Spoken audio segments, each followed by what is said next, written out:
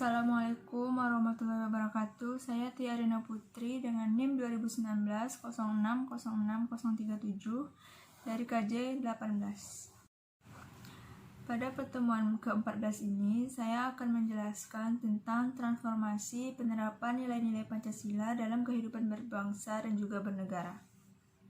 Transformasi mencakup proses untuk menerapkan suatu hal mengenai pengetahuan tertentu yang sudah dipelajari dan juga dipahami ke dalam suatu hal kebijakan tertentu yang akan merubah pola pikir, cara kerja, sikap, dan juga tindakan ke arah yang lebih bagus, maju, dan juga terukur. Efektivitas dan juga efisiensi transformasi tergantung pada hasil pembelajaran. Bila akan melaksanakan penerapan nilai-nilai Pancasila dengan benar, maka diperlukan proses belajar yang sungguh-sungguh untuk mendapatkan esensi dan makna dari Pancasila. Nah, jadi kita harus mengerjakan dan menjalani ini dengan mempedomani Pancasila sebagai ideologi dasar negara. Pandangan dunia terhadap eksistensi ideologi Pancasila. Pancasila sering digolongkan ke dalam ideologi tengah di antara dua ideologi besar dunia yang paling berpengaruh, sehingga sering disifatkan bukan ini dan juga bukan itu. Dengan kondisi dan eksistensi posisi pandangan Pancasila seperti inilah yang merepotkan transformasi nilai-nilainya ke dalam kehidupan praktis berbangsa dan juga bernegara. Transformasi tiga tataran nilai ideologi Pancasila. Secara yuridis ketatanegaraan, Pancasila adalah dasar negara Republik Indonesia yang dirumuskan dalam pembukaan Undang-Undang 1945 dan yang kelahirannya ditempa dalam proses perjuangan kebangsaan Indonesia, sehingga perlu ditetapkan dan juga perlu diaktualisasikan walaupun konstitusinya berubah. Murdiono menunjukkan adanya tiga tataran nilai dalam ideologi Pancasila. Yang pertama, nilai dasar, yaitu suatu nilai yang bersifat abstrak dan juga tetap yang terlepas dari pengaruh perubahan waktu. Dan yang kedua, nilai instrumental, yaitu suatu nilai yang bersifat konstekstual. Nilai instrumental merupakan penjabaran dari nilai tersebut yang merupakan arahan kinerja untuk kurun waktu tertentu dan juga kondisi tertentu.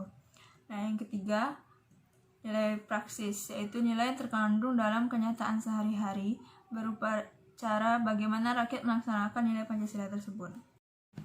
Objektif dan subjektif aktualisasi Pancasila. Aktualisasi Pancasila dapat dibedakan atas dua macam, yaitu aktualisasi Pancasila objektif dan juga subjektif. Nah, yang pertama, aktualisasi Pancasila yang objektif.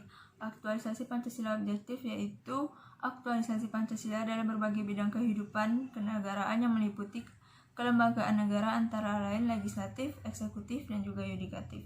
Selain itu juga meliputi bidang-bidang aktualisasi lainnya seperti politik, ekonomi, hukum, yang terutama dalam penjabaran ke dalam undang-undang, pertahanan keamanan, pendidikan, maupun ke bidang kenegaraan lainnya.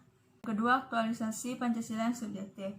Aktualisasi Pancasila subjektif adalah pelaksanaan Pancasila dalam setiap pribadi, perorangan, setiap warga negara, setiap individu, setiap penduduk, setiap penguasa, dan setiap orang Indonesia dalam aspek moral, dalam kaitannya dengan hidup negara dan masyarakat. Aktualisasi Pancasila yang subjektif ini lebih penting dari aktualisasi yang objektif, karena aktualisasi subjektif ini merupakan persyaratan keberhasilan aktualisasi yang objektif. Transformasi era milenial dan revolusi 4.0. Dalam hal ini adalah teknologi informasi dan komunikasi yang pada akhirnya membawa suatu revolusi industri terhadap negara tatanan kehidupan yang sebelumnya dilakukan secara konvensional, kasat mata, dan lebih banyak dalam perjumpaan fisik. Kemudian mentransformasi dalam perubahan berupa jaringan internet, dunia maya yang tanpa batas. Bersamaan dengan revolusi 4.0, lahir generasi baru sebagai user dan sekaligus sebagai programmer handal dalam memanfaatkan teknologi informasi dan juga komunikasi dewasa ini. Hampir tidak ada bidang ruang kehidupan manusia dalam berbangsa dan juga bernegara yang tidak intervensi oleh teknologi informasi dan juga komunikasi.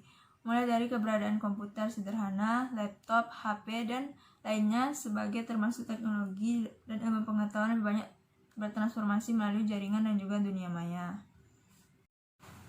Transformasi nilai-nilai Pancasila dalam berbagai bidang pembangunan. Yang pertama itu bidang politik.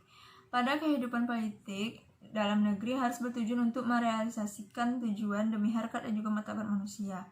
Karena hal itu didasarkan pada kenyataan bahwa manusia memiliki peran yang sangat penting dalam negara.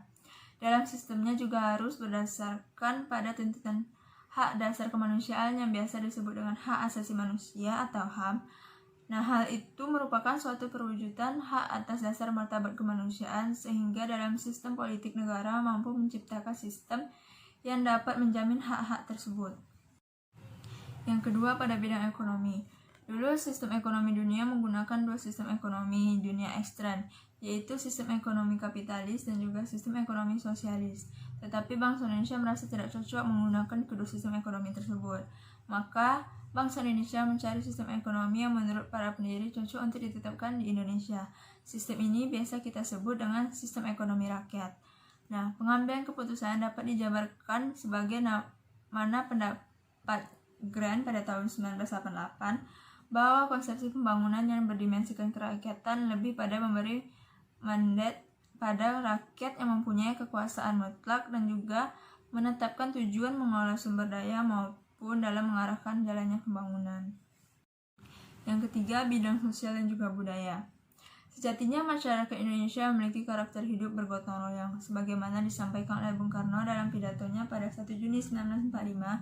Namun, rasa persatuan kesatuan ini sudah tergerus oleh tantangan arus globalisasi yang bermuatan nilai individualistik dan materialistik. Apabila hal ini tidak segera ditangani, maka bukan tidak mungkin jati diri bangsa Indonesia semakin terancam. Yang keempat itu bidang hukum. Salah satu tujuan negara Indonesia adalah untuk melindungi segenap bangsa Indonesia dan seluruh tumpah darah Indonesia. Nah, dari tujuan tersebut, maka kita dapat simpulkan bahwa negara Indonesia didirikan untuk melindungi rakyat Indonesia, sedangkan negara Indonesia itu tidak hanya terdiri dari pemimpin dan pejabat negara saja, tapi juga rakyat Indonesia secara keseluruhan.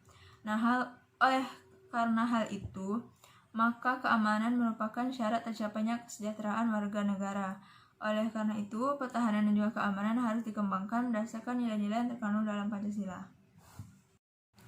Demikianlah penjelasan tentang transformasi penerapan nilai-nilai Pancasila dalam kehidupan berbangsa dan bernegara dari saya. Apabila ada kesalahan, mohon dimaafkan.